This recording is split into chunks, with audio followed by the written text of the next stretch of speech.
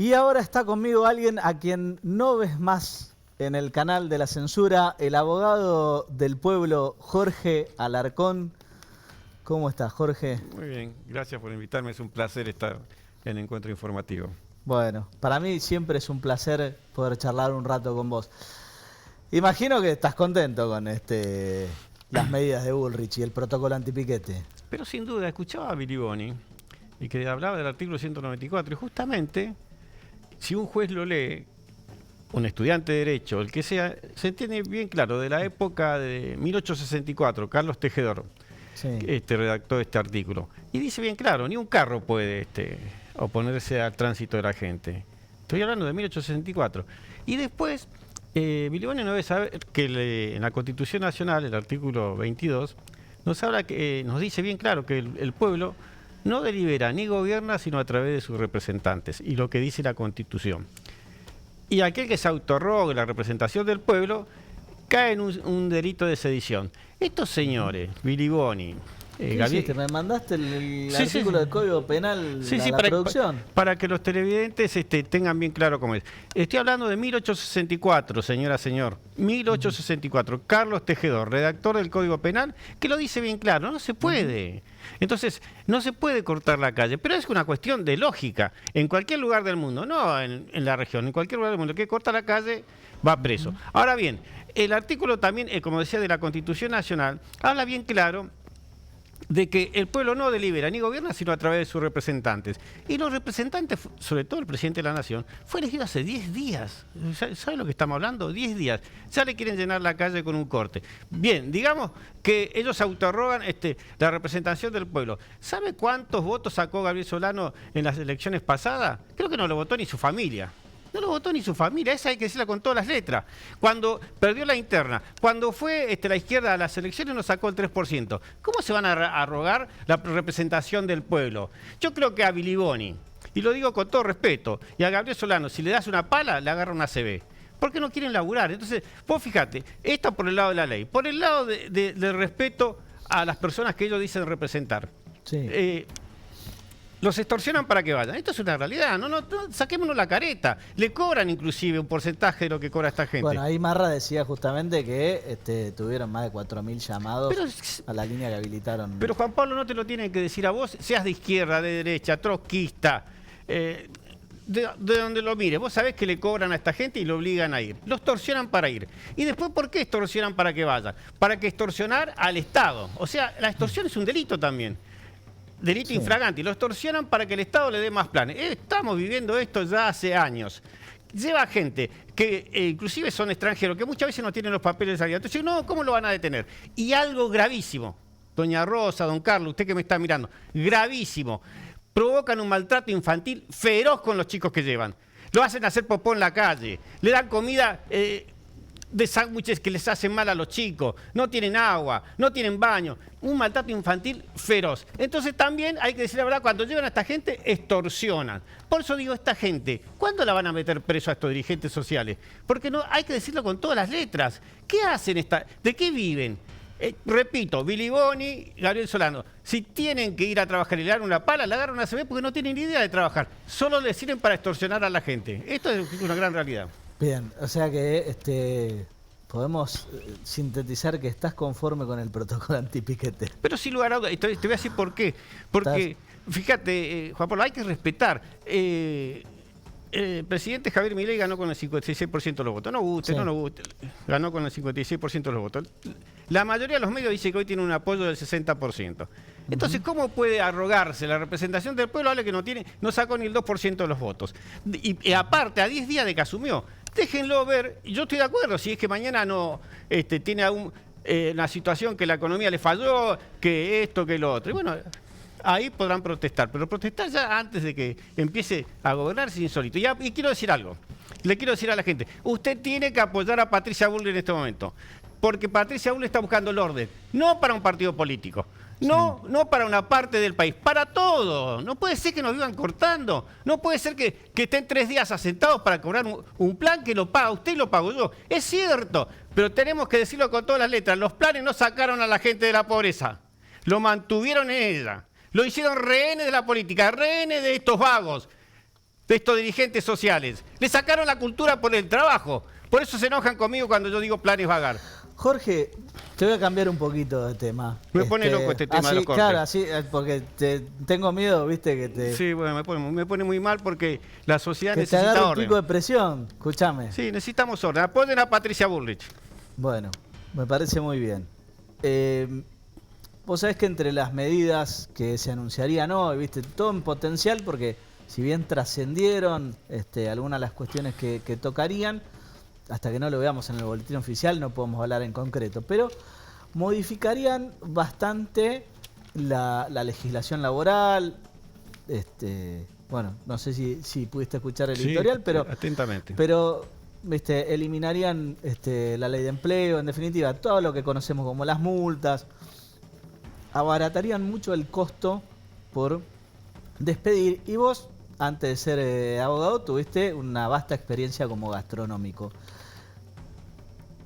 Desde el lugar de empleador, ¿vos pensás que esto favorece, hace que el empleador se anime a tomar por ahí un poco más de gente en función de los cambios? Digo, una vez que entre en vigencia y todo, porque después va a tener que, si sale todo por DNU, va a tener que pasar por la Comisión de Asuntos Constitucionales del Congreso, va a tener que ser convalidado. Pero ¿vos pensás que esto va a generar en el corto y mediano plazo más empleo? Porque yo lo que tengo miedo, y me escuchaste, es que solo genere rotación, pero que no genere más empleo. Bueno, esto, yo te voy a contar dos historias mías. Yo empecé muy chiquito trabajando de caddy en una cancha de golf. Y ahí aprendí, me mandaron a estudiar, etcétera, etcétera. Inclusive tuve la suerte de que pude lograr entrar en un banco gracias a la gente que estaba en el San Isidro Golf. Pero ¿qué pasó? Un día cayó el sindicalismo y dijo, hay que defender los derechos de los caddy. No puede ser que tengan que llevar palos de golf, juicio por todos lados.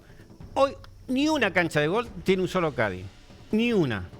Y ahí tenían trabajo gente humilde, gente que aprendía, todos los deportistas que usted conoce del golf, de Vicenzo, Chino Fernández, Cabrera, todos fueron caddies. Hoy no hay caddies. ¿Por qué? Porque llegó el sindicalismo. Para defender el supuesto derecho de los caddies. Se quedaron sin trabajo. Yo tenía un negocio gastronómico. Llegué a tener 140 juicios laborales. Y terminé yéndome. Porque era imposible sostenerlo. Y entonces me decían, bueno, si tenía juicio laboral era porque no cumplía con la ley. Eso también es cierto. Pero no se puede cumplir con la enormidad de impuestos que significa pagar las cargas sociales y demás. Fíjate que acá se está hablando... Si las cargas sociales representan hoy cerca del 41%, digamos un 41% más de lo que gana digamos el trabajador como neto. Ahora, esto también tiene que ir acompañado, justamente tomo lo que decís, esto tiene que ir acompañado también de una baja de la presión tributaria cuando estamos discutiendo si volvemos a poner el impuesto a las ganancias. Pero por supuesto, si de 100 pesos, yo me acuerdo porque me lo aprendí de memoria, de 100 pesos yo pagaba de sueldo que le pagaba, supóngase, al cocinero, terminaba pagando 180. Sí, recordemos, estás hablando del 1 a 1, ¿no? Sí, porque... sí. Y el cocinero cobraba 80. O sea, el Estado se llevaba así. Fíjese lo que está pasando, por ejemplo, ahora con el tema de la soja. En la región, la tonelada de soja se paga 500 y pico. Y Estados Unidos y demás. Acá en la Argentina nos llegan a 170. Entonces, de los 4 años de Alberto Fernández, se llevó 3 años en impuestos. Y solo uno quedó para el campo. Bueno, eso se tiene que terminar, porque si no, no sirve de nada todas estas leyes laborales. Ahora bien, me parece muy bien este tema que por ahí se extienda el periodo de prueba. Yo sé que muchos no van a estar de acuerdo. Pero el periodo de prueba significa que del primer día lo tiene que registrar. Vayamos por partes. Y segundo, que el trabajador y el empleador se conozcan. Porque 3 meses no son nada. Y entonces, si el empleador considera que no le sirve, o como dijiste vos, intenta hacer una rotación que esté prohibido que vuelva a tomar a ese mismo trabajador. Ahora, ¿estoy de acuerdo? No, a mí me gustaría que el trabajador tuviera todas las defensas necesarias. Ahora, tampoco puede ser que vos despedís a un trabajador y tenés que cerrar el negocio. Las multas, para mí, fueron un exceso total. Sí, bueno, el problema con esas cosas es que, a ver, las multas se impusieron porque venía creciendo el empleo negro, digo... Por eso, Juan Pablo, la víscera más sencilla del hombre es el bolsillo. Las multas que en la época actual se pone justamente porque me digo como restaurante, En lugar de tener registrado al 100%, por ahí lo registraba al 50%. Pero yo lo hacía para complicarme la vida. Yo lo hacía porque quería evadir impuestos. No, porque no los podía pagar. Entonces, si consideran eso y consideran el tema que te estaba diciendo que es muy importante, defender al trabajador, pero defenderlo lógicamente. Ahora, defenderlo por defender. Vos te vas y un juez te dice, bueno, pague 10 millones de pesos de indemnización de esto y de lo otro. Y hoy, con estas medidas que se vende mucho menos, olvídate, no se va a poder hacer.